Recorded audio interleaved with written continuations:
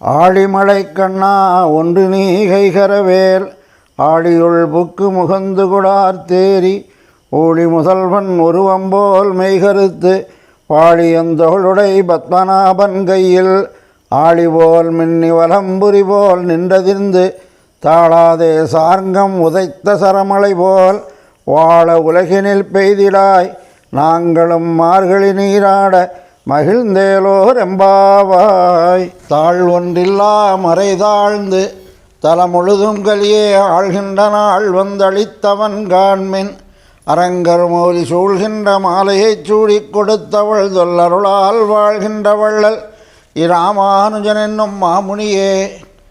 இன்றைக்கு 4வது பாசுரம் ஆழிமலை கண்ணா. இந்த பாசுரமானது எம்பெருமானிடத்திலே தேவதைகளெல்லாம் கட்டுப்பட்டு கிடக்கின்றார்கள் என்பதை விளக்குவதற்காகவே அமைந்துள்ள பாசுரம். எம்பெருமானை தொழ வேண்டும் என்று நாம் நினைத்தோம் என்று சொன்னால் தேவதைகளெல்லாம் நமக்கு உசாத்துணையாக இருப்பார்கள்.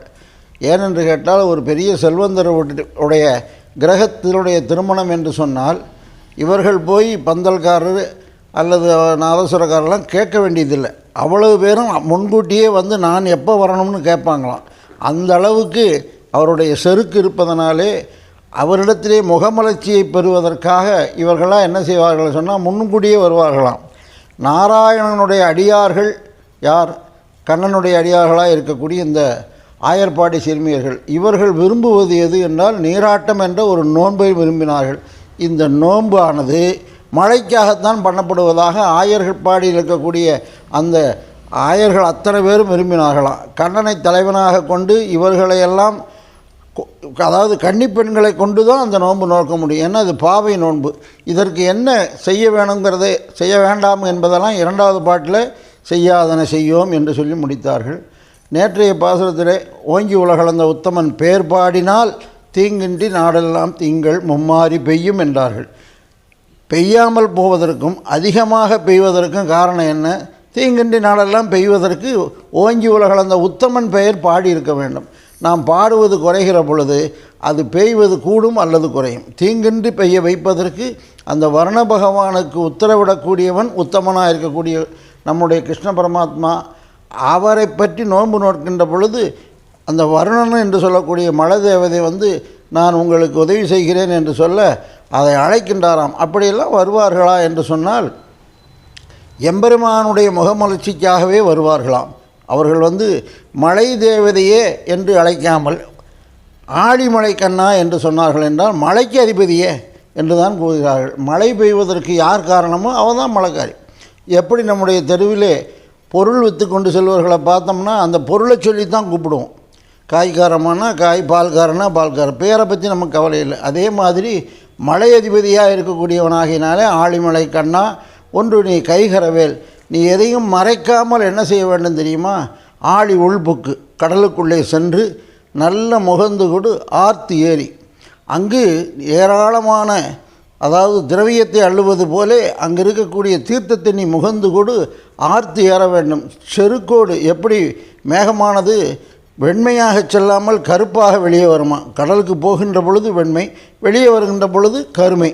அதை சொல்கிறார். ஆர்த்து ஏறி ஊழி முதல்வன் உருவம் போல் மெய்கருத்து.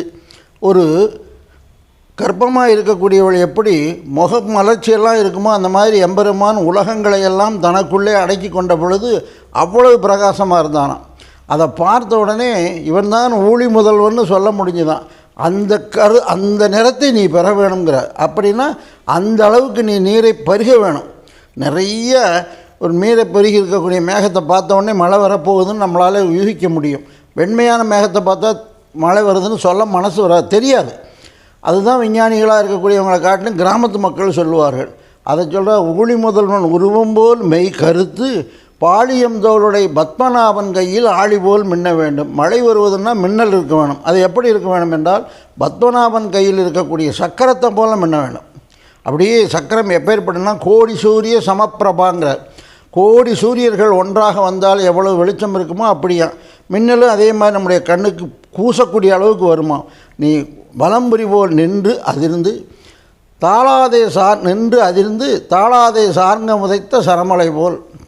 அதாவது சங்கு போல நீ ஒலிக்க வேண்டும், வலம்புரி போல் ஒலிக்க வேண்டும், சக்கரம் போல் மின்னல் வேண்டும் என்று சொல்லி வலம்புரி போல் நின்று அதிர்ந்து தாளாதே சார்ங்கம் உதைத்த சரமலை போல் ராவனுடைய கையில் இருக்கக்கூடிய அந்த சார்ங்கம் என்று சொல்லக்கூடிய வில்லானது எதிரிகளை நினைத்து இவர் நினைத்தாரா போதுமா, அம்பராத்துணியில் இருக்க அந்த அம்புகள்லாம் தானாக சென்று அவனை அழிக்கக்கூடிய அளவுக்கு வல்லமை உடையதான்.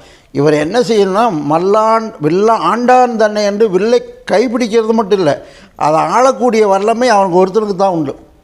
அதனால தான் ஜனகனுடைய அவையில் அந்த வில்லை முறித்தான். இங்கே என்ன செய்தானா, முல்லை கையில் பிடிச்சிருக்கான் அந்த வில்லு தான் அவனுக்கு பெருமை உடையது. ஒரு வெறும் வில்லை வைத்து கொண்டு ராவணனை வலித்தான் என்று சொன்னால் அது வீரத்தினுடைய பெருமையா வில்லோட பெருமையானா, அந்த வில் போல சார்ங்கம் உதைத்த சரமலை போல் நீ எப்படி அந்த ராமபாணங்கள்லாம் சென்றதோ அதே மாதிரி நீ மழை பொழிய வேணும். சார்ங்கம் உதைத்த சரமலை போல் வாழ உலகினில் பெய்திராய். அங்கு சார்ங்கம் உதைத்து ராவணன் போயிட்டான். அந்த மாதிரி எங்களை அழிக்காமல் நீ என்ன செய்யணும், உலகம் வாழுவதற்காக நீ அற்புதமான மழையை பெய்ய வேணும். வார்களை நீராட மகிழ்ந்து நீ மழை பெய்தால் எங்களுக்கு மகிழ்ச்சி. என்னால் என்றால் நாங்களும் கண்ணனும் சேர்ந்து இருப்பதற்கு உத்தரவு கொடுக்கக்கூடியவர்கள் இந்த பெரியவர்களாக இருக்கக்கூடிய ஆயர்கள். அந்த ஆயர்களுக்கு திருப்தி ஏற்படுத்த, மகிழ்ச்சி ஏற்படுத்த மழை பெய்ய வேண்டும், அதற்கு நீதான் உதவி செய்ய வேண்டும் என்று சொல்லி அவரிடத்திலே இவர்கள் நல்ல மழை பெய்ய வேண்டும் என்பதை சொன்னார்கள். இது நம்முடைய சம்பிரதாயத்திலே தேவதாந்திர பஜனம் கூடாது என்பது விசிஷ்டாத்வைத சித்தாந்தம். தேவதாந்திர பஜனத்தை பண்ணினாலும் அவர்கள் இவர்களுக்கு அளிக்க மாட்டார்கள். ஆனால் அந்த தேவதைகளே வலிந்தமாக இவர்களுக்கு செய்ய வேண்டியதை செய்வார்கள் என்பது இந்த பாசுரத்திலே நமக்கு அற்புதமாக காட்டப்படுகிறது. இந்த பாசுரமானது ஆச்சாரியனை உணர்த்துவதாக அமைந்துள்ளது. ஆழிமலை கண்ணா, அண்ணா என்று ஆரை ஆண்டாள் சொன்னாள் என்றால் சுவாமி எம்பெருமானாரே அண்ணாவாக விளைத்தது. எதனாலே என்றால் சுவாமி எம்பெருமானார் நாறு நரும்பெருஞ்சூர் மாலிருஞ்சோலை நகர் நம்பிக்கை என்ற நாச்சியார் திருமொழி பாசுரத்தை கேட்ட உடனே ஐயோ ஆண்டாளுடைய பாரிப்பை நாம் தான் பூர்த்தி செய்ய வேண்டும், ஆண்டாள் செய்ததாக இல்லை, சரித்திரத்தில் இல்லை. என்ன சொன்னான்னா வாய் சொன்னேன்கிறார். நான் 100 தடா நிறைந்த அக்கார வடிசில் சொன்னேன் அப்படின்னு தான் சொன்னாங்களே, நாம் அதை செய்ய வேண்டும் என்று சொல்லி திருமாலிருஞ்சோலைக்கு சென்று 100 தடா நிறைந்த அக்கார வடிசலை சமர்ப்பித்து 100 தடா வெந்த வெண்ணையும் சமர்ப்பித்து உடனே பெருமாளிடத்தில் மங்களாசாசனம் பெற்றுவிட்டு திருப்பி அங்கிருந்து நேராக தாயாராக இருக்கக்கூடிய பூமி பிராட்டினுடைய அம்சமான ஆண்டாளிடத்தில் சென்று தான் அம்மா உன்னுடைய ஆசையை பூர்த்தி பண்ணனேன்னு சொல்லலாம்னு புறப்பட்டு போனாராம்.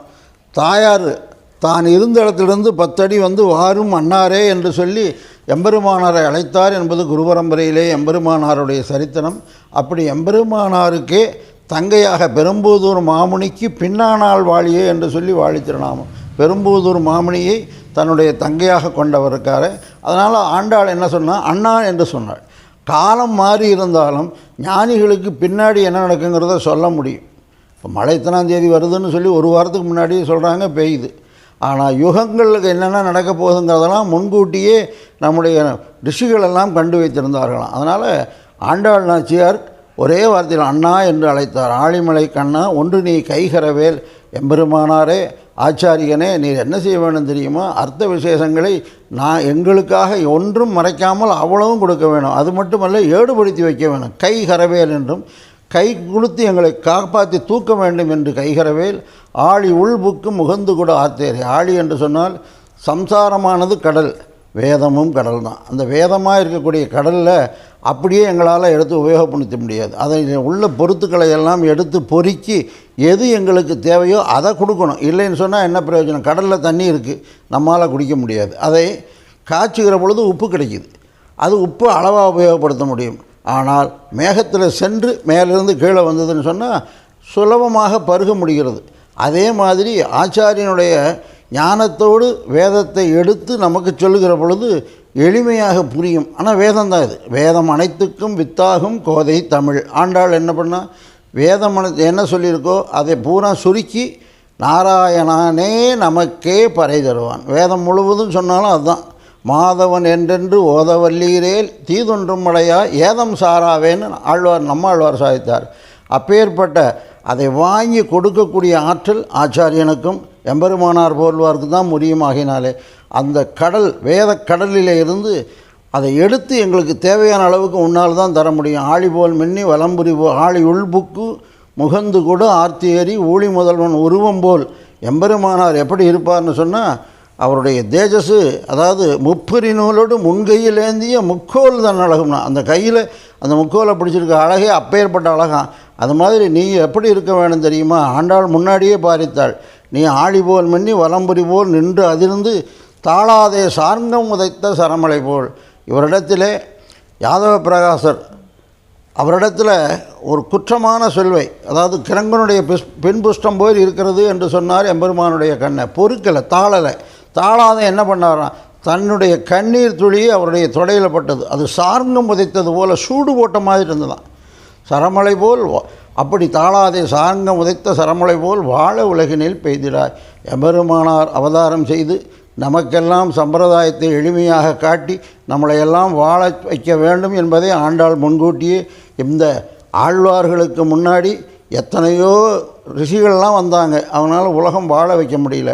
ஆனால் எம்பெருமானாரை விழித்து வாழ உலகினில் பெய்திடாய், நீங்கள் வாழ உலகத்துக்காக நீங்கள் உங்களுடைய கருணையை பொழிய வேண்டும் என்று சொல்ல, அதைத்தான் பிற்காலத்திலே அந்த கருணை தான் திருக்கோஷ்டியூரில் மேலே ஏறி எல்லோருத்துக்கும் ஞான விசேஷமாக இருக்கக்கூடிய அர்த்த விசேஷங்களை அழைத்தாராகினாலே இந்த பாசுரமானது எம்பெருமானாரையும் அதாவது ஆச்சாரியம் உணர்த்துவதாக அமைந்தது. அதில் ஒரு சுருக்கமான செய்தியை சொன்னார்கள்.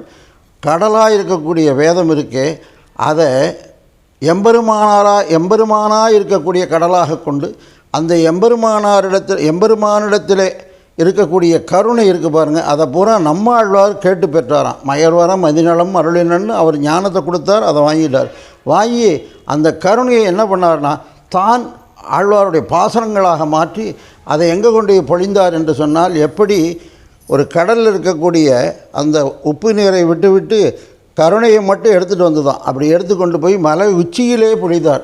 அந்த உச்சி எது என்று சொன்னால் நாதமுனிகளாக இருக்கக்கூடிய உச்சியிலே பொழிய, அது அதாவது உய்யக்கொண்டார் மணக்கால் நம்பி என்று சொல்லக்கூடிய 2 அருவியாக வர, அந்த அருவி 2ம் சேர்ந்து ஆளவந்தாராக வந்தது. அது ஆறாக மாறியது. அந்த ஆறு எங்கே போச்சுன்னா, அதாவது ஒரு எம்பெருமானாராக இருக்கக்கூடிய ஏரியில் தேங்கியது. அந்த ஏரிக்கு 74 சிம்மாசனாதிபதிகளை ஏற்படுத்தி நமக்கெல்லாம் உஜ்ஜீவிக்க செய்தார்.